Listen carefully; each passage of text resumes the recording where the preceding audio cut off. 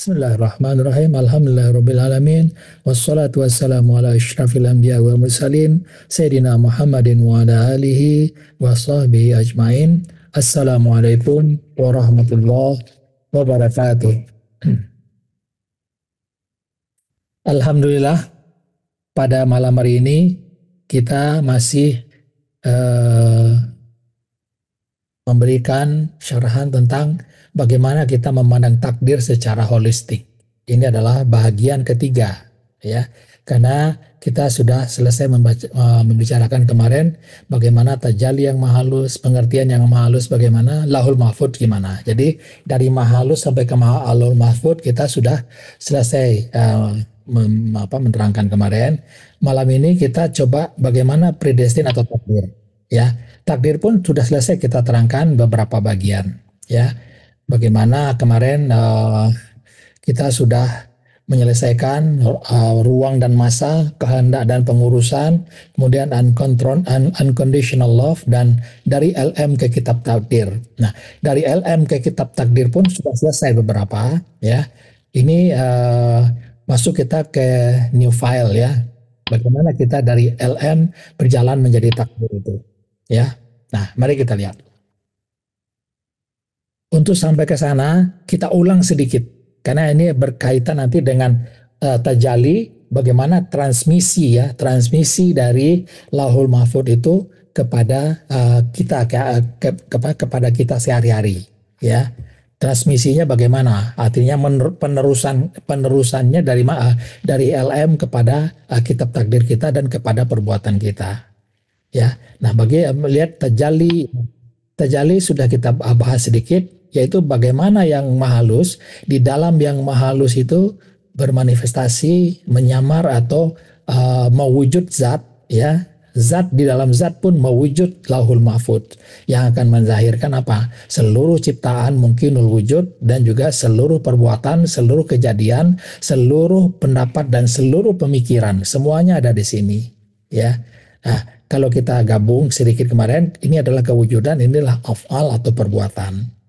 Nah, kalau kita lihat lagi, ini adalah bagaimana susunannya. Kita kemarin sudah selesai, ya, gambarkan bagaimana dari lahul mahfud semua yang terjadi atau terwujud di lahul mahfud ini atau di dalam kenyataan ini, ciptaan ini, itu adalah baik kewujudan dan afal sebenarnya itu adalah gambaran dari LM. Ya, gambaran dari LM ini yang dilaksanakan oleh siapa? Kalau dalam pandangan hakikat itu adalah zat, kalau dalam pandangan marifat itu adalah yang mahalus. Jadi semua yang ada di sini karena kita sudah berada dalam pandangan marifat dilakukan oleh siapa? Oleh yang maha halus saja. Nah, itu yang yang telah kita bahas kemarin tentang bagaimana kita memandang manifestasi.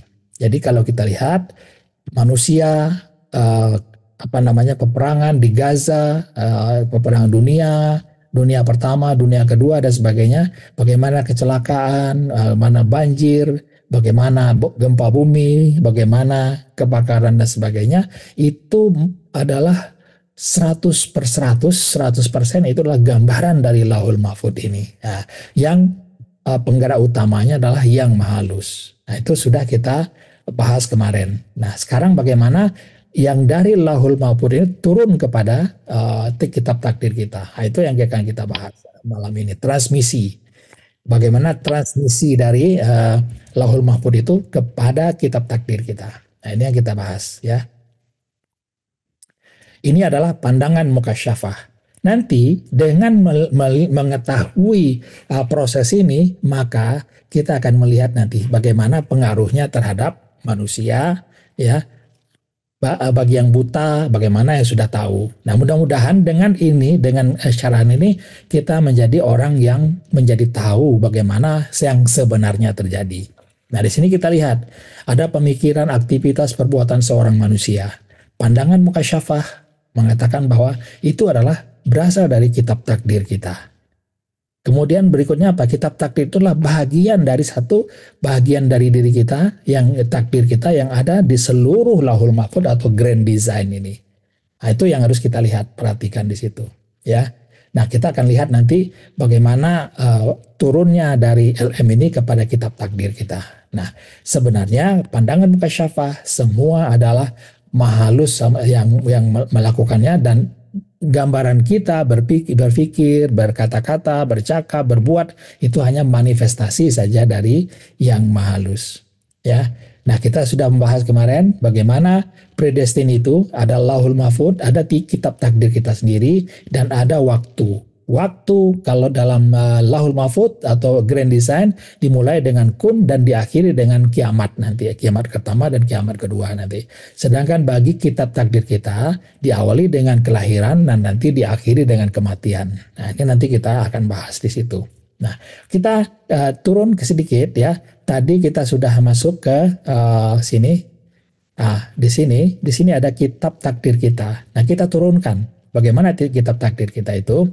Nah, ini sudah kita bahas. Kitab takdir itu telah ditetapkan, dikalungkan di leher kita, dan di dalamnya ditetapkan amal dan perbuatan kita. Nah, itu yang harus kita paham betul. Nah, kita tinggal menurut yang terkandung dalam kitab Allah dan sampai hari kebangkitan. Nah, bagaimana nanti sampai hari kebangkitan? Nah, kemarin di kajian yang pertama atau kedua kita sudah bahas itu, nanti akan kita singgung sedikit lagi, ya.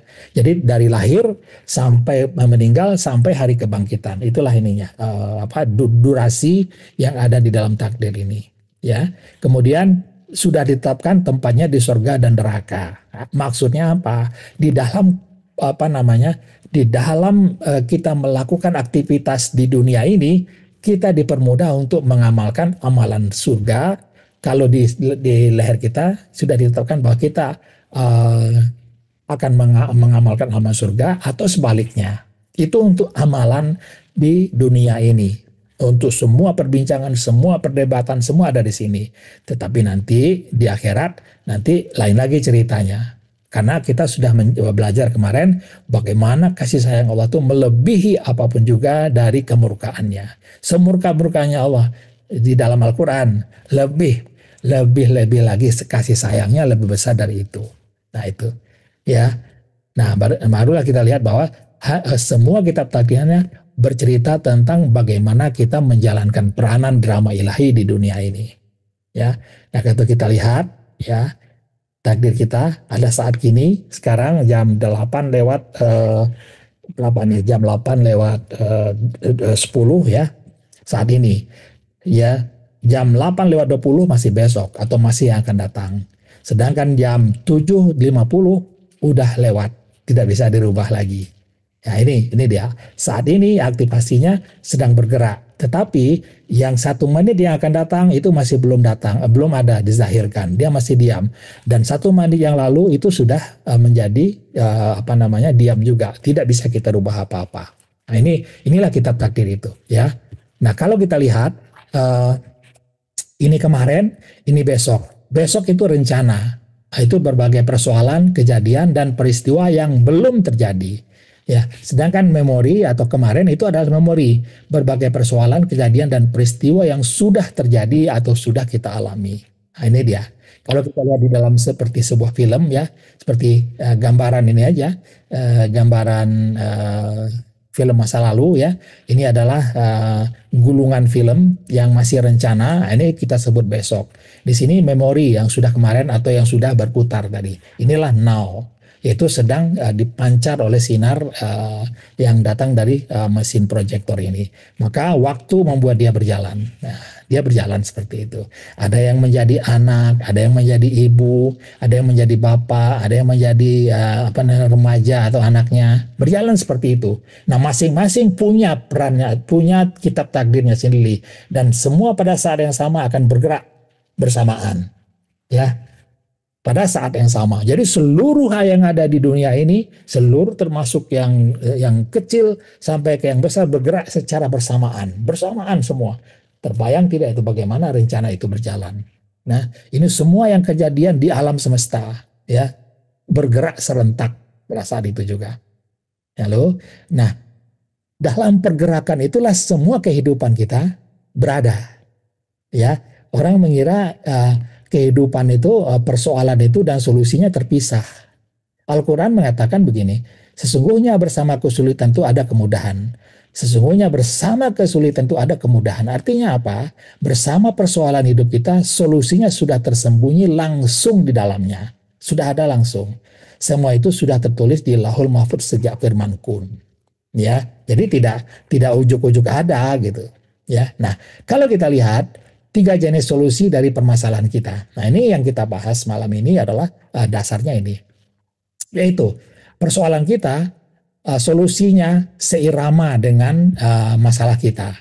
Jadi solusinya ada 3 macam tuh, ya, seirama dengan permasalahan kita atau menyimpang sedikit atau banyak dari jadi persoalan kita atau sama sekali berbeda. Nah, misalnya kalau yang seirama itu solusinya tampak wajar, selaras dengan dan sejenis dengan permasalahannya. Misalnya kita kehilangan pekerjaan, lalu solusinya mendapat pekerjaan baru. Nah, itu kan selaras itu ya. Nah, kalau menyimpang itu solusinya mengarah kepada yang berbeda, namun tetap berkaitan. Baik sebagai peningkatan ataupun sebagai penurunan. Misalnya tadi kita mulai kehilangan pekerjaan, kemudian diberi rezeki lewat usaha sendiri. Nah, ini adalah jalannya berbeda. Ya, tadinya pekerjaan di mana di sebuah perusahaan, sekarang kita tiba-tiba bisa berusaha sendiri atau menjadi miskin untuk sementara. Ini minusnya. Jadi berbeda tuh. Kita kehilangan pekerjaan, tiba-tiba kita dapat pekerjaan baru atau kita diberikan pekerjaan lain, tapi bisa juga tidak mendapatkan apa-apa, diberi miskin ya, atau sama sekali berbeda. Nah, solusi tampak tidak relevan secara lahiriah, tetapi inilah solusi terbaik menurut Allah yang Maha Pengetahui. Contohnya, kehilangan pekerjaan, tiba-tiba kita bertemu dengan orang yang mengajarkan spiritual gitu ya, menjadi tenang. Begitu kita tenang gitu kan, ternyata setelah ketenangan itu kita mendapatkan suatu penyelesaian dari permasalahan kita itu. Walaupun solusinya tidak terjadi, tetapi selesai sendiri masalahnya itu pada saatnya. Nah ini dia ya 3 jenis solusi ya. Nah kalau kita tapi yang akan terjadi itu hanya satu saja. Apakah satu yang terjadi atau 2 plus minus atau sama sekali berbeda. Nah, ini hanya satu saja. Tetapi semua adalah yang terbaik buat kita. Nah mari kalau kita lihat ya bagaimana turunnya wajah yang halus ya dari LM turun menjadi takdir lalu menjadi bagaimana seorang manusia pada saat ini, masa lalu, dan masa yang akan datang. Nah ini turunnya seperti ini ya. Bagaimana saat ini, bagaimana yang akan datang, bagaimana yang masa lalu. Nah ini kita kupas yang ini, apa yang terjadi dengan manusia, apa yang terjadi dengan otaknya, apa yang terjadi dengan hormonnya, apa yang terjadi dengan gelombang otaknya, dan sebagainya nanti muncul di sini. Kita kupas semua, insya Allah. Ya. Nah mari kita lebih dalam sedikit. Nah ini dia. Tadi sudah kita bahas, kitab takdir bercerita tentang ini, ya, bercerita tentang ini, ya. Nah, kitab takdirnya kita tinggalkan dulu, kita mulai berjalan saja seperti ini. Pada suatu saat kita mengalami sebuah permasalahan kita A, ya, apa saja masalahnya, sebut A saja. Kemudian berbagai persoalan, kejadian atau peristiwa yang sudah terjadi. Nah, A ini pasti berhubungan dengan berbagai persoalan yang sudah terjadi ini. Pasti dia berkaitan. Nggak akan terlepas ya. Di sini ada yang mengait ke sini. Banyak kejadian yang di sini yang menjadikan A ini terjadi. Pasti berkaitan. Kalau tidak berkaitan nggak mungkin. Nah, itulah memori kita ya. Kemudian solusinya dari A menjadi A juga, tapi A-nya yang lebih bagus ya, jadi A butek ya, A keruh menjadi A yang lebih terang bisa saja ya, atau menjadi A plus ya, yang bervariasi dengan persoalan kita yang saya sebutkan tadi, atau solusinya B, C, D atau tidak terduga. Nah, ini ada Al-Quran juga dikatakan orang yang ridha kepada Allah akan diberikan rezeki yang dari tempat yang tidak diduga-duga. Nah, ini 3 ini yang kita lihat bagaimana prosesnya. Ya, bagaimana prosesnya? Proses bersama waktu. Bagaimana saat ini ya dipengaruhi oleh masa yang akan datang. Solusi apapun yang ada di sini tiba-tiba mengaitkan atau menghubungkan ya kita dengan apa? Dengan solusi tersebut melalui ilham. Kita diilhamkan. Nah, ini kita lihat ilham itu seperti apa. Fa'alhamaha fujuraha wa taqwaha. Al-Quran mengatakan begitu. Nah, tapi ilham itu isinya apa? Ada keinginan, ada pemikiran. Pemikiran kita untuk berubah dari keadaan tadi supaya mendapat A plus ya, atau mendapatkan solusinya selesai. Ini adalah keinginan muncul, diilhamkan ya, dan ilham itu akan berubah setiap saat sesuai semakin dekat solusinya akan terjadi, semakin kencang juga ilham ini, semakin dia menjadi sesuatu yang berkembang dengan sempurna seperti berkembangnya bunga. Nah, ini dia ilham. Lalu apa? Ada infrastruktur. Nah, infrastrukturnya banyak, ada ilmu yang turun kepada kita, ada bantuan yang lain, kita bahas nanti apa infrastruktur ini ya. Nah, di sini juga ada infrastrukturnya di bagaimana di memori ini ya. Nah, ini terjadi ternyata apapun yang kita lakukan di sini, keinginan kita, pemikiran kita, sebenarnya itu bukan kita yang memikirkan, tetapi dari ilham yang turun dari LM ini mengejar apa yang solusi dari permasalahan kita. Jadi ilham dulu ya, maka muncul keinginan, muncul pemikiran kita. Nah, itu dia ya. Lalu peringatan. Peringatan ini apa gunanya? Peringatan ini adalah untuk mengingatkan kita bahwa contohnya saya dulu belajar tarekat banyak. Kemudian saya belajar apalagi belajar zikir, belajar ini, belajar itu. Tahu-tahu saya belajar lagi dengan Ustadz Hussein gitu kan. Begitu saya akan melakukan zikir tarekat kembali, diingatkan oleh memori saya, kamu kan bukan itu lagi. Nah, diingatkan, itulah fungsinya memori itu.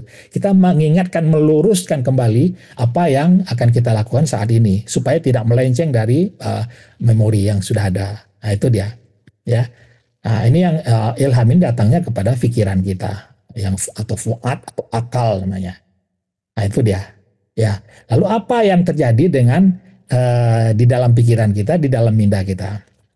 Begitu kita saat ini ya mengingat masa lalu ya, atau mengingat masa datang, apa yang terjadi? Ya, hormon yang terjadi. Hormon yang terjadi di otak kita adalah begitu kita mengingat masa lalu, hormon yang muncul pasti kortisol. Ya, itu hormon stres dan adrenalin yang tegang, memicu ketegangan kita. Atau bisa juga dia dopamin, yaitu yang membuat kita bersemangat. Kalau kita mengingat di masa lalu ini adalah yang menyenangkan.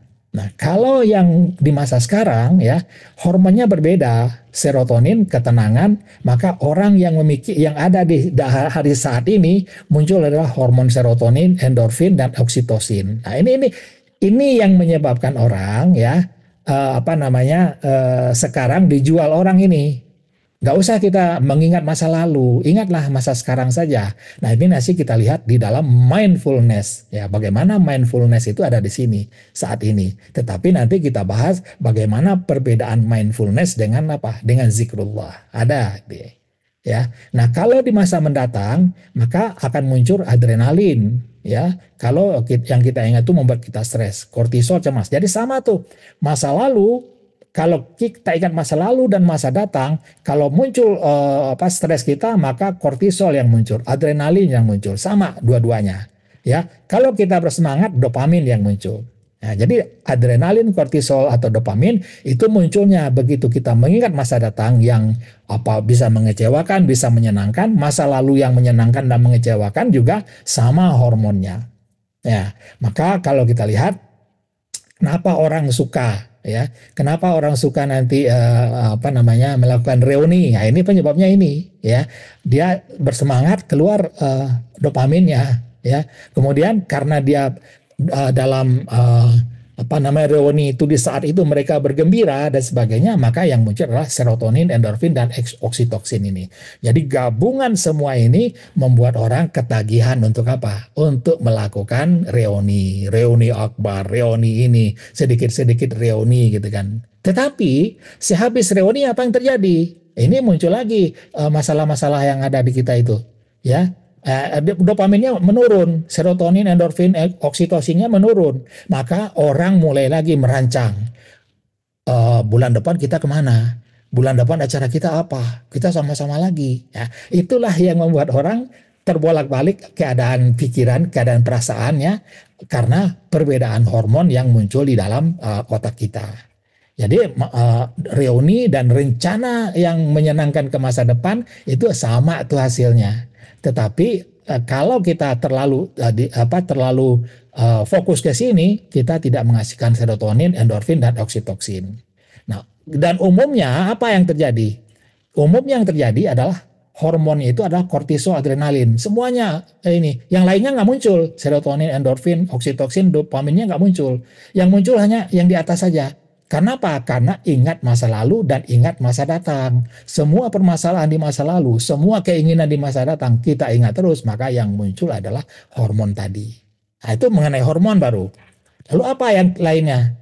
Yang kedua, gelombang otaknya gimana? Nah, ini dipelajari orang sekarang. Gelombang otak, bagaimana kalau kita ingat masa lalu yang menyenangkan, ingat masa lalu yang tidak menyenangkan, ingat masa datang yang membahagiakan, atau ingat masa datang yang menakutkan. Sama itu hasilnya.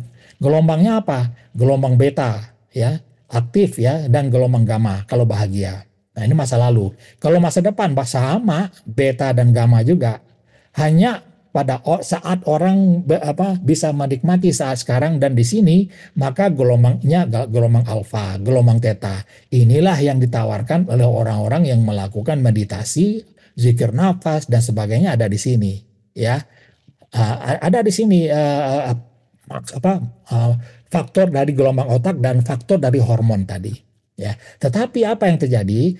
Umumnya orang, ya, hampir 60-70% orang berada pada gelombang beta ini. Nah, ini dia. Orang berada di sini, ya, di gelombang beta ini. Ini kehidupan sehari-hari yang mau kacau balau itu ada di sini, ya. Yang alfa theta itu hanya sedikit saja, dan gamma ini dan itu juga sedikit sekali orang yang berada di sana. Nah, kalau kita lihat statistiknya, ya, nanti kita lihat statistiknya. Lalu rasa yang muncul saat hati mengingat sesuatu. Nah, ini rasa. Tadi sudah ada ya bagaimana hormonnya, bagaimana gelombang otaknya, sekarang rasanya bagaimana. Ya, ada hubungannya semua. Ya, rasa itu adalah karena roh menggendong dari rasa tersebut. Lalu, kalau kita di masa sekarang ingat masa lalu, ya, maka akan muncul sedih kita. Mengenang kehilangan, contohnya menyesal, rindu ya pada masa yang lalu, bangga, bahagia. Nah, ini semua kalau kita mengingat masa lalu, dan itu seirama dengan adanya hormon tadi di otak kita dan seirama dengan gelombang otak kita, ya. Nah, lalu apa yang terjadi? Lalu kalau kita mengingat sesuatu yang ada saat ini, akan tenang, bahagia, syukur, dan fokus. Tapi kalau zikrullah bagaimana, nanti kita bedakan. Ya, nah kemudian apa? Nah, kalau masa datang sama, ya, ada cemas, ada takut, ada bahagia, ada semangat. Itu rasa yang muncul. Kebanyakan kita sekarang ada rasa takut di dalam pikiran kita. Kenapa rasa takut? Karena sejak kecil kita selalu diiming-imingi dengan dosa, neraka, dengan dengan siksa kubur, siksa mati, siksa dan sebagainya. Sehingga banyak kita yang berada dalam ketakutan ini, ya. Nah, ini bahayanya kalau ingatan kita berada pada masa lalu, ya. Itu yang lebih bagus kita berada saat ini, dan ini yang ditawarkan oleh orang lain. Tapi kita menawarkan lebih dari saat ini, apa? Dzikrullah dan ihsan nanti. Nanti kita lihat perbedaannya. Nah, tabel yang menggambarkan tadi itu ini dia, ya. Bagaimana orang yang bergelombang beta ini hampir 60-70% orang berada di sini. Mayoritas orang berada di sini, orang dewasa, ya. Kalau yang alfa tadi ya bisa zikrullah, rileks, tenang dan tidak berpikir keras. Hanya 20-30% saja, ya. Tapi ya umumnya yang di sini, ya, mungkin lebih dari 70% orang yang pikirannya tidak tenang ini. Nah, kalau theta ini adalah zikrullah yang lebih dalam lagi, hanya sedikit yang bisa, ya. Kalau gamma ini nanti bisa ROC ataupun ini ada di sini, ya. Jadi itulah mayoritas kita hampir berapa nih? Ya 80% lah, ya, itu orang berada dalam keadaan yang tidak tenang. Itu gambarannya. Nah, apa yang terjadi? Maka mudah muncul penyakit, ya. Kalau gelombang kita selalu di alfa, di beta ini, maka yang ada kortisol, adrenalin yang banyak. menimbulkan ketegangan dan stres, tegang, stres, tegang, stres, tegang. Wah, begitu ada terus itu kan, napas kita sesak itu ya, aktivitas berlebih rasanya, stres, cemas ya. Maka hipertensi muncul, gangguan jantung muncul, asam lambung muncul, diabetes muncul, migrain muncul, gangguan tidur, kecemasan kronis, autoimun, lupus, rematik, depresi ringan muncul semua gitu. Ya. Nah, ini hubungannya semua tadi, ya. Kalau ingatan kita berada pada masa lalu atau masa depan. Nah, dan masa yang akan datang atau masa depan. Nah, sekarang itu adalah apa yang terjadi. Lalu bagaimana transmisinya? Nah, transmisinya kita lihat. Oh, transmisi sudah tadi ya. Transmisi sudah. Transmisi sudah. Inilah takdirmu. Nah, ini takdir kita. Transmisi tadi sudah ya. Bagi yang sudah tahu, melihat dan mendengar. Ada bagi yang masih bodoh, buta dan tuli. Nah, kita bahas masing-masing ini bagaimana ciri-ciri bagi yang sudah tahu, bagaimana yang masih bodoh, buta dan tuli. Nah, mari kita lihat. Bagi orang yang sudah tahu, melihat dan mendengar, maka kita sudah tahu ada beberapa yang muncul bagi kita tadi. Ini dia. Ada ilham, ada infrastruktur, ada momentum manifestasinya gimana. Bagaimana dari saat ini ke memori, dan bagaimana kita melihat semua adalah ciptaan, bagaimana sikap menghadapi takdir. Nah, ini di sini kuncinya ada di sini nanti. Nah, ilham bagaimana ilham? Ilham itu Al-Quran juga menerangkan sederhana saja, demi jiwa serta yang menyempurnakannya. Lalu dia mengilhamkan kepada jiwa itu jalan kefasikan dan ketakwaannya. Sungguh beruntung orang yang menyucikan jiwa itu dan sungguh merugi orang yang mengotorinya. Ini Asyam, biasa, 7 dan 11. Lalu bagaimana? Yang tadi kita lihat tadi, bibit pemikiran yang mendahului solusi. Suatu bibit pemikiran yang muncul di dalam pikiran, dalam bentuk keinginan, bayangan, lintasan hati, atau inspirasi mendadak sebagai sinyal awal dari skenario solusi dari suatu masalah yang sedang kita hadapi. Yang kesemuanya itu adalah sudah tercatat di dalam Lauhul Mahfuz. Jadi bayangan, keinginan, lintasan hati, inspirasi itu semua sudah ada di sana, turun ke kita. Ya. Nah, lalu ia turun seperti benih yang dijatuhkan ke ladang pikiran manusia. Ia belum berupa solusi konkret, tapi ia menggerakkan rasa dan minat ke arah solusi tersebut yang akan muncul pada saatnya kelak. Nah, lalu apa yang terjadi? Dia akan membentuk fokus pengarah. Sebelum solusi itu terjadi, Lauhul Mahfuz akan mengarahkan perhatian kita, rasa ingin tahu kita, keresahan atau pertanyaan hati kita. Contoh, seorang bingung mencari jalan keluar dari masalah keuangan. Lalu bisa saja tiba-tiba muncul keinginannya untuk belajar tentang manajemen keuangan. Atau ada rasa terdorong untuk menghubungi teman-teman tertentu. Itulah ilham yang mengarahkan kepada skenario dari solusi dari Lauhul Mahfuz. Itu pengarahan. Lalu apa? Membentuk keinginan. Ilham bisa muncul dalam bentuk apa? Keinginan untuk bertindak, keinginan untuk menunda sesuatu, keinginan untuk mencari tahu sesuatu, ketertarikan pada hal baru yang tidak disadari sebelumnya. Nah, hal-hal ini sebenarnya adalah mekanisme halus dari Lauhul Mahfuz untuk menurunkan salah satu solusi yang sudah ditetapkan di dalam jalur kehidupan kita saat ini. Nah, itu adalah bagaimana turunnya itu muncul keinginan. Ya, berbagai keinginan bertindak, menunda, atau mencari tahu yang lain. Nah, ini adalah keinginan. Lalu apa? Ya, setelah muncul keinginan tadi, maka infrastrukturnya apa? Ini yang kita perdalam sedikit. Infrastrukturnya apa tadi? Ini banyak ya, ada ilmu, ada memori, ada manusia tertentu. Nah, kita bahas sedikit saja, contohnya ilmu, petunjuk, pemahaman, atau instruksi tentang cara bertindak atau menyelesaikan masalah yang turun dari LM. Atau ide, hasil belajar, pemahaman, ayat Al-Quran, bimbingan guru, pengalaman hidup, petunjuk, dan sebagainya. Nah, memori sudah ada ya. Bagaimana peristiwa eksternal, contohnya delay pesawat, ya, hujan mendadak, pandemi, dan sebagainya. Kejadian yang tanpa acak tapi bahagian dari skenario itu. Nah, ini adalah infrastrukturnya, bagaimana peristiwa eksternal. Ya, lalu bagaimana gerakan hati, ya. Allah gerakan hati untuk menolong atau membuka jalan, atasan melunak, orang asing membantu, itu gerakan hati orang lain. Lingkungan atau suasana juga membantu, suasana yang menunjang turunnya ilham atau aksi, suasana tenang untuk kontemplasi, keramaian atau dukungan lainnya, ya. Lalu apa yang lainnya? sistem hormonal sudah kita terangkan tadi, gelombang otak sudah kita terangkan, semua bercampur aduk di dalam pikiran kita, ya. Lalu apa yang lain?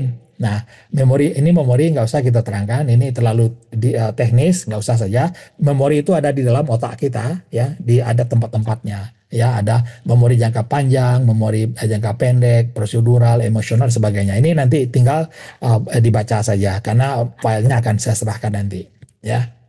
Nah, kalau kita lihat inilah tempat-tempatnya tadi ya, prefrontal cortex, hipokampus dan sebagainya. Kalau ada bagian otak ini yang rusak, ya, maka rusaklah kehidupan manusia.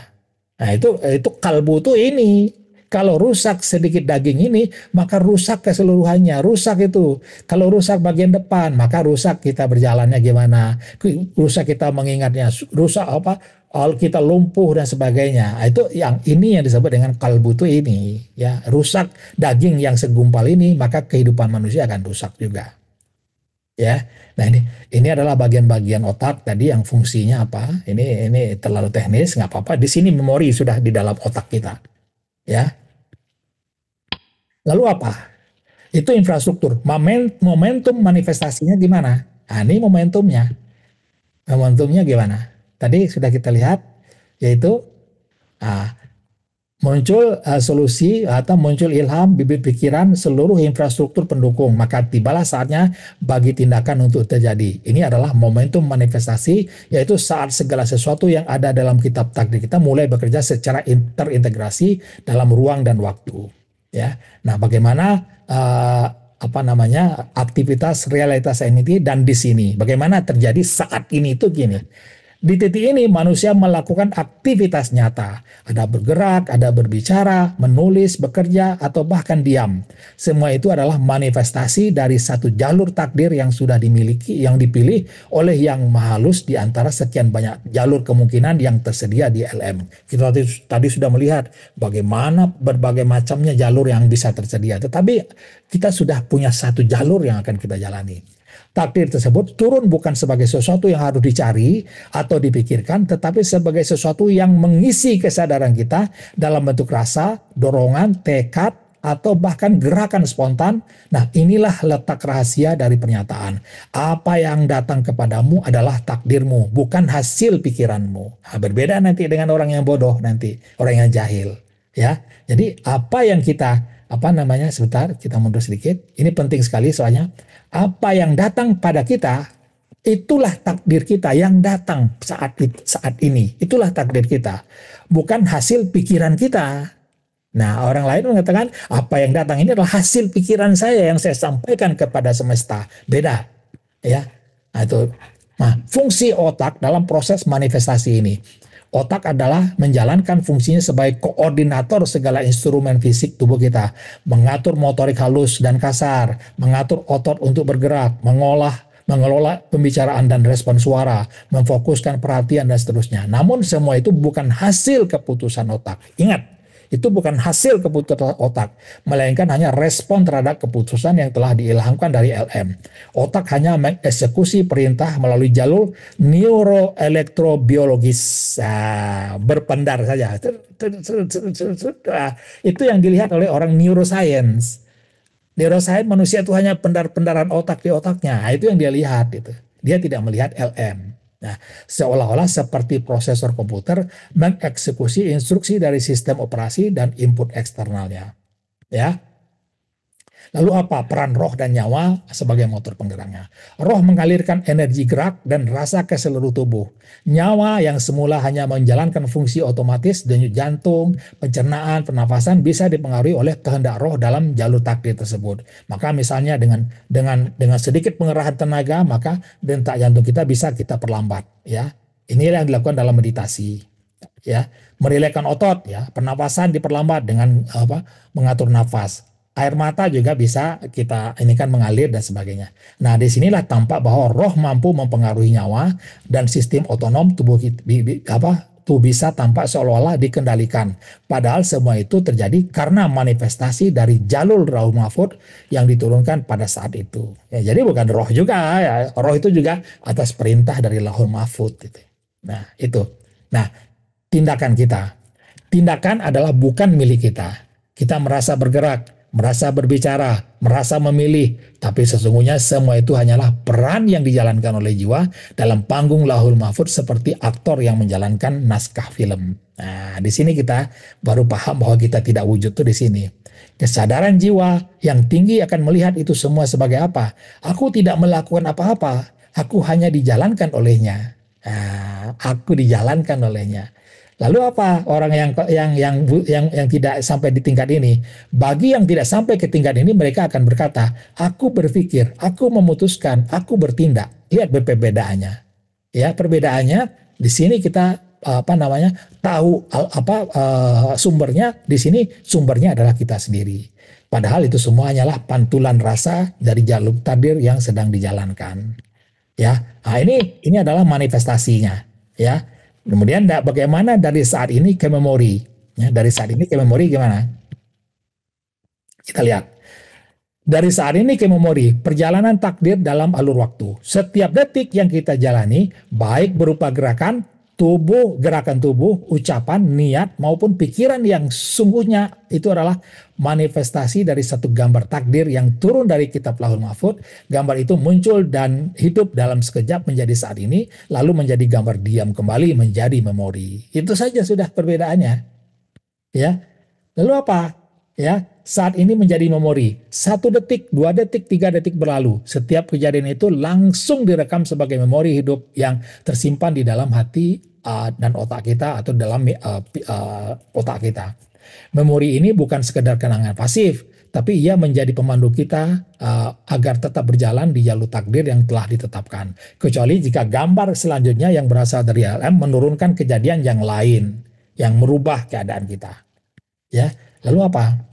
Otak berfungsi sebagai koordinator kerja tubuh fisik, tetapi bukan dia pengendali utama. Ia hanya perangkat, bukan pusat keputusan. Daya roh bekerja menghidupkan instrumen tubuh, bahkan sanggup mempengaruhi kerja otomatis nyawa, sehingga sistem yang biasanya tidak kita sadari seperti detak jantung atau gerak pernapasan bisa terlihat seolah-olah bisa kita kendalikan. Ini yang banyak dijual orang sekarang nih, bagaimana nafas perlahan, zikir nafas dan sebagainya ada di sini.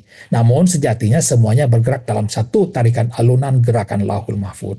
Ya, lalu kemudian dari esok ke sekarang. Nah, ini dari esok bagaimana jadi sekarang? Apa yang tadinya masih esok akan segera turun menjadi hari ini. Ya, pertemuan kita ini jam 7 tadi masih esok. Ya, belum terjadi. Tapi begitu sekarang sudah sampai kepada kajian bagaimana esok jadi sekarang. Ya, itu. Dan hari ini pun akan segera menjadi kemarin. Begitulah cara LM bekerja. Menurunkan detik-detik kehidupan satu demi satu tanpa bisa kita tolak atau percepat. Menjadi realitas fisik dan batin kita secara utuh. Nah, bagaimana sampai kitab takdir terakhir kita selesai? Jika semua takdir yang tertulis dalam kitab takdir kita itu telah selesai, maka berakhirlah peran kita dalam sandiwara ilahi. Raga kembali ke tanah, sudah kita bahas kemarin. Jiwa naik ke alam barzah untuk berhibernasi, nyawa diistirahatkan di alam nyawa, memori dan peran kita tertinggal di bumi. Ya, namun panggung dunia tidak akan berhenti, ia berlanjut. Berlanjut dengan siapa? Dengan penerus estafet kita.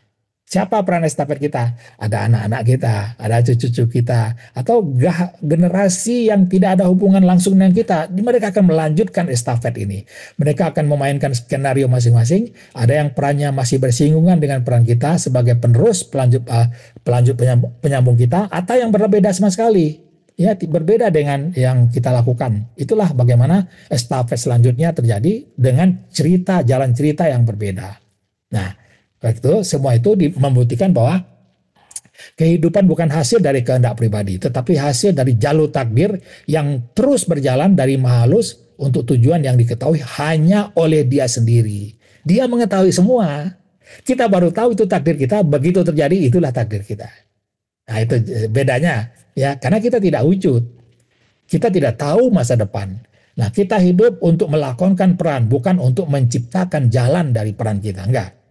Dan peran itu akan usai sebagaimana tertulis, lalu dilanjutkan oleh para aktor berikutnya. Hingga kelak seluruh skenario besar itu selesai dan layar ditutup oleh sang sutradara, yaitu Allah Subhanahu wa Ta'ala atau yang Maha Halus. Ya. Jadi secara singkatnya, setiap momen terus berjalan satu persatu, masa depan menjadi masa kini menjadi masa lalu, takdir mengalir seperti film, adegan demi adegan, gambar bergerak berubah menjadi memori, dan membentuk fondasi bagi tindakan selanjutnya, sehingga semua isi kitab takdir kita itu selesai. Dan ketika naskah berakhir, maka peran pun selesai. Kita turun dari panggung dunia, tubuh kembali ke tanah, jiwa naik ke alam barzah, nyawa dibaringkan di alam nyawa, dan memori tertinggal di bumi. Tetapi dunia tidak berhenti. Peran kita dilanjutkan oleh generasi setelah kita, anak-anak kita, cucu-cucu kita, atau siapapun yang telah ditentukan oleh LM. Nah, ini dia bagaimana dari saat ini menjadi memori. Nah, lalu apa? Semua adalah ciptaan. Semua adalah ciptaan. Ya, kalau kita lihat tadi dengan gambaran yang lengkap tadi, semua ini adalah ciptaan. Ya, tidak ada yang ciptaan. Kita pun ciptaan, keinginan ciptaan, pemikiran ciptaan. Jadi bukan kita yang menciptakan. Jadi artinya apa? Pikiran, rasa, usaha bukan milik kita. Pikiran kita bukan kita yang menciptakan, dia hanya seperti bukan pemikiran ya, pikiran kita. Dia hanya seperti bejana ya, pikiran itu hanya seperti bejana kaca bening, tempat menampung aliran pemikiran dan memori selama kita menjalani kehidupan. Rasa kita hanya hasil dari roh yang menggendong rasa sesuai dengan memori atau pemikiran yang kita akses ya. Kemudian usaha kita bagian dari naskah kehidupan yang sudah ditentukan. Infrastruktur adalah bagian dari puzzle takdir yang sedang muncul mengikuti waktu. Nah, ini adalah kita tinggalkan di dunia semua. Ya, kenapa kita tinggalkan di dunia? Karena di alam barzah kita tidak membawa apa-apa. Jiwa masuk ke alam barzah, begitu juga nyawa beristirahat total di alam nyawa. Sementara semua memori, infrastruktur, rasa, dan sebagainya, termasuk rupa kita ini tertinggal di dunia. Ya, dengan begitu jiwa bisa berhibernasi dengan nyaman di alam barzah tanpa ada beban, rasa, dan keinginan duniawi yang mengganggunya. Bayangkan saja nanti, kalau memori rasa itu masih terbawa ke alam barzah, maka bisa-bisa alam barzah menjadi tempat balas dendam bagi orang-orang yang saling menyimpan luka dan konflik ketika hidup di dunia. Oleh karena itu, jiwa saat kembali ke alam barzah akan kembali suci seperti sucinya jiwa di alam azali saat pertama kali masuk ke tubuh bayi. Nah, itu dia, ya. Bagaimana semua itu ciptaan, sudah. Nah, bagaimana orang yang sudah tahu, orang yang sudah melihat, orang yang sudah mendengar itu menghadapi takdir? Bagaimana menghadapi takdir? Ini dia. Sederhana sekali sudah. Bagaimana sikap menghadapi tentang usaha dan kebebasan memilih? Bagi yang sudah tahu, ternyata memang kita tidak wujud. Ya, semua apa? Tidak relevan kita berbicara tentang usahaku, doaku, kehendakku, ikhtiarku, nggak relevan. Karena kalau aku menghadap usahaku, aku wujud berarti. Ini doaku, wujud kita. Kehendakku, wujud kita. Maka kita sudah tahu bahwa kita semuanya kena doa, kena usaha, kena kehendak, kena ikhtiar saja sebenarnya pada saatnya. Nah, ini orang yang sudah melihat. Kita seakan-akan hanya boneka ilahi saja. Ya, maka pantas orang-orang yang sudah tahu ini, dia tidak akan merasa khawatir dan tidak merasa takut ya. Ala inna auliya Allahi la khaufun alaihim walahum yahzanun. Ketahuilah bahwa sesungguhnya bagi orang-orang Allah itu tidak ada rasa takut yang menimpa mereka dan mereka pun tidak bersedih. Bagaimana mau takut? Kita sudah tahu rahasia seperti ini. Bagaimana akan kita sedih karena sudah tahu rahasia seperti ini. Nah, itu dia. Nah, itu orang-orang yang sudah tahu ya. Kita sudah tahu tadi menghadapi takdir ya. Ini dia, sebentar.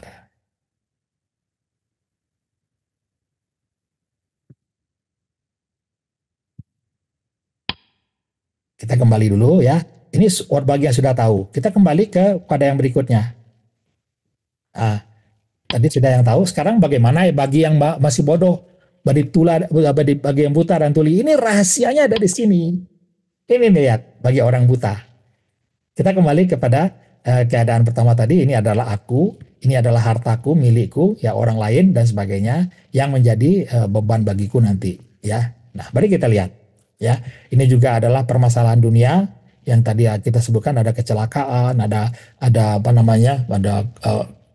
kecacatan, bencana alam, penyakit dan sebagainya. Ini yang menjadi beban kita, kata orang-orang ya. Nah, apa yang terjadi? Bagi orang bodoh tersebut ada aku, ada sikap menghadapi takdir. Kita lihat ini. Ini yang paling penting. Aku adalah.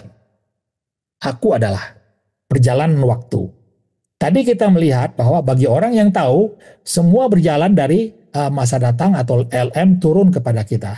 Tetapi bagi orang yang buta, yang muncul adalah dia dari dia. Maka muncul apa? Ini prasangkaku. Prasangkanya apa? Ini keinginanku, ini pemikiranku, ini usahaku, ini amalku, ini balasan kebaikanku. Nah, kalau orang yang percaya kepada Hindu, ini karma baikku katanya, kayak gitu. Ya, ini adalah dari aku semua. Ya, kalau semua sama, ya hasilnya tadi, maka ini adalah karena keinginanku, ada kehebatanku. Tapi kalau ada tambah kurang tadi, maka dia katakan kita kurang fokus, kita lebih fokus lagi. Saya nggak fokus tadi, maka hasilnya melenceng gitu kan. Nah kalau hasilnya berbeda, dia akan katakan aku gagal, aku dicoba, aku diuji dan sebagainya gitu. Ya, nah ini dia tidak ada keredaan di situ nanti. Ya, nah inilah orang-orang yang tidak mengetahui permasalahannya. Ya, aku diuji, aku gagal, aku macam-macam lah di sini. Aku pusatnya ada di sini. Atau ada juga apa katanya? Ini mengakses masa lalunya. Ini adalah karmaku, ada samsaraku, ada reinkarnasiku. Nah, ini banyak di Islam sekarang nih percaya kepada seperti ini. Ya, ini adalah masa laluku yang dulu saya mungkin jahat di masa lalu, maka saya harus bersihkan gitu kan. Nah, seperti itu. Nanti kita bahas reinkarnasi ini secara detail gitu ya. Salah mereka di mana? Nanti kita bahas. Ya, inilah disebutkan aku. Nah, lalu apa yang terjadi? Nah, maka muncullah perkataan mereka. Saya bisa menyelesaikan masalah saya disebabkan oleh karena apa? Saya berpikir positif. Saya sudah visualisasikan dan tarik solusinya dari semesta. Saya sudah menyelaraskan frekuensi saya dengan solusi yang saya inginkan. Nah, terus apa lagi? Paham ini juga dalam New Age Movement, LOA, NLP dan sebagainya, ya, menyulap Allah menjadi energi netral. Nah, semuanya berbicara tentang energi netral yang bisa tidak terpengaruh dengan pokoknya netral energi itu ya, tergantung kita ya. Kalau kita jahat, sampaikan keinginan jahat kita, maka muncullah kejahatan itu bagi kita. Nah, seperti itu. Mengajarkan kita bahwa kita menyusun semesta dalam pikiran sendiri, menyisipkan ego spiritual yang halus namun sangat menyesatkan, karena tidak ada lagi menyembah Allah tapi menyembah refleksi dirinya sendiri ya. Lalu apa lagi? Standar spiritualnya digantikan dengan istilah-istilah seperti frekuensi tinggi, frekuensi rendah. Ya, ini adalah seperti di dalam tabel siapa Hawkins kalau tidak salah. Ya, semua dia aja frekuensi saja. Kebaikan orang itu hanya tergantung frekuensi pemikirannya saja. Maka orang yang tinggi frekuensinya itu adalah itu adalah orang yang tercerahkan dan sebagainya. Orang yang rendah itu adalah orang yang suka marah, suka benci, suka sedih dan sebagainya. Kemudian ada energi positif, energi negatif. Enggak ada lagi cerita tentang Tuhan, ketuhanan tidak ada lagi bercerita di situ. Vibrasi kuat, vibrasi lemah, aura bersinar dan aura gelap. Nah, itu istilah-istilah yang dipakai. Kesombongan halus yang tidak disadari. Misalnya ungkapannya, saya bisa merasakan kalau energi kamu rendah. Enggak layak bagi saya untuk bergabung dengan kamu, energi kamu rendah. Kita enggak satu frekuensi. Saya menjauh dari orang yang toksik atau berenergi rendah. Saya hanya mau berada di circle orang yang vibrasinya tinggi. Perkataannya begitu. Ya, apa yang terjadi di balik kata-kata frekuensi itu? Dirinya sedang memandang dirinya lebih tinggi dari orang lain. Merasa layak, menilai siapa yang layak dan tidak layak hadir dalam hidupnya. Meninggalkan orang lain atas nama vibrasi bukan karena perintah Allah. Menggunakan istilah-istilah modern untuk menyembunyikan keangkuhan itu, ini adalah kesombongan berbaju cahaya, sombong dalam bentuk saya lebih terang daripada kamu. Ana khairu minhu, kata iblis dulu kan. Nah, itu dia. Ya. Nah, itu bagi orang-orang yang masih bodoh buta. Nah, bagaimana sikap menghadapi takdir? Sikap menghadapi takdir itu ada 3. Nah, ini sudah kita bahas dulu. Dalam istilah sekuler, ada istilah agama. Aku wujud, tadi aku wujud kan? Tetapi apa? Aku rasionalis dan aku pragmatis atau moderat, dan aku fatalis. Nah, muncullah seperti ini. Ada orang rasionalis, semuanya kalau nggak bisa dijelasin itu bukan apa-apa, itu nggak bisa diterima. Atau yang fatalis, yang fatalis ini udah terima saja sudah. Nah, ini dia. Kalau kita main ungkat-jungkit ya, aku berkuasa dan bebas memilih apa yang aku kehendaki, baik maupun buruk. Nah, ini dia, berada dalam satu sisi. Ya, kalau orang yang fatalis berada pada sisi yang lain, tetapi aku wujud, tetapi tidak berkuasa dan tidak bebas memilih apa yang aku kehendaki, baik dan buruk. Ya, ini orang fatalis. Ya, orang moderat, ya bermain di tengah. Aku kadang berkuasa, kadang tidak berkuasa. Ya, itu begitu caranya orang main tengah itu. Tetapi saya lihat hampir 90% ya lebih orang saat sekarang berada pada pikiran rasionalis ini. Berada di sini. Ya, karena aku berkuasa, aku berdoa dan sebagainya. Ini adalah hasil usahaku. Nah, ini dia. Nah, dalam istilah agama ada juga ya. Ini ada berusaha dan pasrah tadi ya. Yang ini lari. Sekarang orang yang moderat ini kadang-kadang dia pasrah, kadang-kadang dia berusaha. Ya, kalau tahu dia tidak bisa ini ya pasrah aja lah. Kalau dia bisa berusaha, saya akan berusaha sekuat tenaga dan sebagainya seperti itu.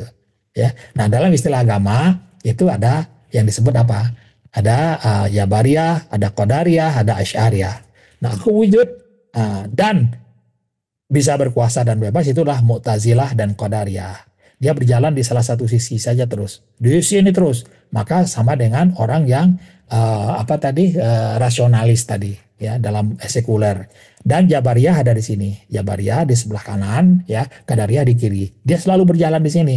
Tapi orang yang Asy'ariyah berjalan di pematang. Ya, berjalan di pematang itu ngapain ya? Kadang-kadang tergelincir ke sini ya. Tergelincir ke sini. Kadang-kadang dia tergelincir ke sini tapi balik lagi. Tergelincir balik lagi. Nah, kalau tergelincir ke Mu'tazilah atau Qadariyah itu yang disebut dengan mu'alak. Ya, orang mu'alak tuh di situ dia tergelincir, orang yang tadinya apa apa uh, tidak merasa bisa berkuasa, dia menjadi mu'alak. Maka aku akan berikhtiar, aku berdoa. Bedanya di situ. Kalau tergelincir ke Jabariyah, jadinya apa? Jadinya apalah? Itu adalah mubram dia. Nah, itu perbedaannya. Kemarin ada yang nanya itu, ya. Semua terjawab di sini, ya, insya Allah. Nah, ini kejadiannya sehingga apa yang akan yang akan dilakukan orang, semua akan nanti melamun. Angan-angan kosong. Kamu diperdayakan oleh angan-angan kosong sampai datangnya maut yang ditetapkan oleh Allah. Dan kamu diperdayakan oleh bisikan syaitan sehingga lalai terhadap Allah. Lihat ini, ya, diperdayakan, ya, angan-angan kosong semua seperti ini. Ini yang terjadi di umat Islam juga, halusinasi, ya, apa roh nanti akan dijemput langsung oleh Rasulullah saat sakaratul maut, ya. Ramalan menakutkan soal yang akan terjadi pada tahun 2025, ciri-ciri orang ahli spiritual tingkat tinggi, ya. Kemudian filosofi nama Adam, Idris, Nuh, Hud, hingga Muhammad, ya. Inilah 9 jenis roh manusia. Inilah Nabi Adam saat ditiupkan ruh, para malaikat sujud kepadanya. Kalau ruh kita, siapa yang sujud kepada kita? Wah, macam-macam lah. Khayalan-khayalannya itu muncul, ya. Lalu apalagi siapakah nama ruhani kita? Bukan nama KTP yang nanti dipanggil malaikat, mungkar dan nakir, tapi nama ruhani. Macam-macam, ya. Nah, lalu muncullah juga berbagai aktivitas untuk menjangkar pikiran kita, ya, yang tadinya bermacam-macam diberi mainan tadi. Ini sudah kita bahas dulu. Cakra-cakra, ya. Ini adalah nafas, tenaga, suara, vibrasi dan sebagainya. Inilah yang dilakukan oleh orang-orang Hindu, Buddha, Tao dan lain-lain. Kalau New Age movement sama itu diadakan itu, tapi diperbaharui. Apa berbaharuinya? Ada perasaan, ada keberlimpahan, bagaimana merasakan rasa cinta dan sebagainya. Itu yang dijual orang sekarang, ya, sehingga bisa orang mengatakan uang datang secara tiba-tiba, maka lakukanlah ini, ya lakukan ini, uang nanti akan melimpah ruah datang kepada kita. Tapi kalau LM-nya tidak ada uang datang, ya tetap nggak akan ada apapun yang kita lakukan, gitu. Ya, aku avatar, aku ada free will dan sebagainya. Jadi konsentrasi mereka di mana orang-orang yang buta tersebut? Konsentrasinya adalah di pikiran, di perasaan dan di emosi, ya. Aku adalah apa yang aku pikirkan dan rasakan. Untuk merubah nasib keadaanku, aku cukup merubah getaran pikiran dan perasaan saya. Semesta akan mendukung pikiran dan perasaanku apabila getaran pikiran dan perasaanku itu kulepaskan ke alam semesta yang tak terbatas. Nah, ini yang muncul sekarang. Pusatnya di kita. Kalau orang yang tahu, semua adalah dari Lauhul Mahfuz turun kepada kita. Ya, kalau kita mau dapat dapat sesuatu yang sangat luar biasa, diilhamkan dulu pikiran kita. Seakan-akan kita disuruh berdoa. Maka betul kata Allah, berdoalah kepadaku, nanti aku kabulkan. Sebenarnya bukan begitu. Kamu berdoa tuh, pengabulannya sudah ada. Maksudnya begitu. Ya, jadi apa namanya, beda sekali prinsipnya antara orang yang buta dengan orang yang bisa melihat. Ya, itu yang apa yang sudah kita lihat ya. Terus sedikit. Nah, resume singkatnya bagaimana? Nah, ini kita resumekan. Setelah itu kita selesai masuk nanti bagian ke berikutnya, yaitu bagaimana dengan proses sakaratul maut. Nanti kita lihat. Ada resume singkatnya gimana? Ya ini sikap menghadapi takdir. Kita sudah tahu tadi. Resumenya gimana? Berbeda. Ini adalah orang yang wujud, ya, orang yang wujud seperti ini. Nah, ini adalah yang fatalis atau orang yang rasionalis atau apa sekuler seperti ini tadi, ya. Nah, kalau dibedakan dengan orang-orang yang sudah tahu seperti ini, aku tidak wujud, tidak relevan lagi berbicara tentang usaha, kehendak dan ikhtiar. Semua hanya kena usaha, kena doa, dan kena ikhtiar saja. Ini adalah boneka ilahi. Nah, ini ada aku wujud, ini aku tidak wujud. Sama ya kesimpulannya juga apa namanya dengan istilah agama sama ya. Istilahnya hanya perbedaannya hanya antara wujud dengan tidak wujud saja. Ini sudah kita bahas tadi. Ini perbedaannya. Sama dengan orang yang sekuler tadi ya. Nah, itu ya. Kemudian sekilas perbandingan paham. Nah, sekilas perbandingan ya. Sekilas perbandingan paham. Nah, ini tadi para arif yang tahu dan melihat dan para yang buta dan tuli. Titik pusatnya yang maha halus atau sedikit diri Allah yang maha halus. Ya, kalau yang buta kesadaran kosmik atau energi semesta yang dianggap sebagai Tuhan yang menyatu dengan semuanya. Jalan atau metodenya kalau bagi kita hanya nafi isbat, ihsan, zikrullah, ROC, NST dan ibadah. Ya, kalau mereka meditasi, afirmasi, aktivasi cakra, law of attraction, channeling energi dan sebagainya. Reinkarnasi tidak kita tidak percaya sama sekali. Kalau yang masih buta, ada yang percaya, ada yang tidak juga reinkarnasi ini. Nah, itulah kira-kira segelas perbandingan yang akan yang kita bahas ya. Secara sederhana saja. Nah, sekarang ada mindfulness dibandingkan dengan zikrullah atau ihsan. Ini cukup cukup penting ya. Tapi mengingat waktu 1 jam, gimana Bang Muri? ini tidak cukup, waktu sekitar setengah jam nggak cukup. Ya Bang Bayu, gimana Bang Bayu? Saya kira Cukup ya. saya kira cukup karena menurut saya ini penting juga. Jadi saya kira Ya. perlu Kan pendalaman, perlu penjelasan ruang juga ini tuh. untuk memahami ini. Ya, tapi tadi kita sudah bahas sampai bagaimana perbandingan orang yang tahu dengan orang yang bodoh kan gitu ya. Orang yang melihat, orang yang buta. Nah, ini mindfulness dengan zikrullah ini lebih menarik lagi. Perbedaannya jelas banget gitu ya. Ya kan? Contohnya ini satu ini aja biar apa? Biar Biar penasaran ya. biar penasaran gitu ya. Ini penasarannya seperti ini. Apa yang mindfulness ini? Ini dia. Nah, ini saja sedikit. Nah, ini mindfulness. Mindful ya, dengan mindful dengan zikrullah. Nah, ini bedanya ada. Mindful ini pikiran kita penuh dengan masa lalu, masa datang. Penuh dia dengan itu. Sedangkan mindful tanpa huruf ini ya, pikirannya fokus hanya saat ini saja. Nah, ini perbedaannya nih. Mindful ini melipat waktu ya menjadi saat ini. Kalau zikrullah apa? Zikrullah melipat saat ini juga dilipat oleh yang zikrullah. Nggak ada waktu. Nah, ini perbedaannya. Menarik nanti, insya Allah. Ya, itu sebagai ini aja lah, ini apa, sebagai biar meleleh hari. Kisi-kisi. Ya, jadi itu kajian kita malam ini. Mudah-mudahan teman-teman ya bisa memahami, sahabat semua bisa memahami. Jangan jangan ragu lah dengan ada apa model-model spiritual yang banyak muncul saat sekarang. Kita tahu rahasianya sudah. Bagaimana dia bermain tentang otaknya, bagaimana bermain dengan hormonnya, bagaimana apa namanya gelombang pemikirannya, bagaimana rasanya ya. Kemudian bagaimana ininya. Sebenarnya itu turun dari Lauhul Mahfuz, bukan kita yang memikirkan gitu. Nah, ini yang nanti yang membedakan sahabat dengan yang lain. Insya Allah kalau sudah seperti ini kita diskusi dengan orang asing nggak akan apa nggak akan inilah nggak akan ya nggak akan merasa rendah diri lah kita untuk ini. Inilah alhamdulillah ilmu yang sudah diberikan oleh Ustadz kita, Ustadz Husain bin Abdul Latif, sehingga dengan ilmu marifatullah yang beliau ajarkan semua apa namanya kunci-kunci ilmu itu bisa insya Allah kita buka semua. Demikian jam jam 9:05 kita tutup dengan ucapan Assalamualaikum warahmatullahi wabarakatuh.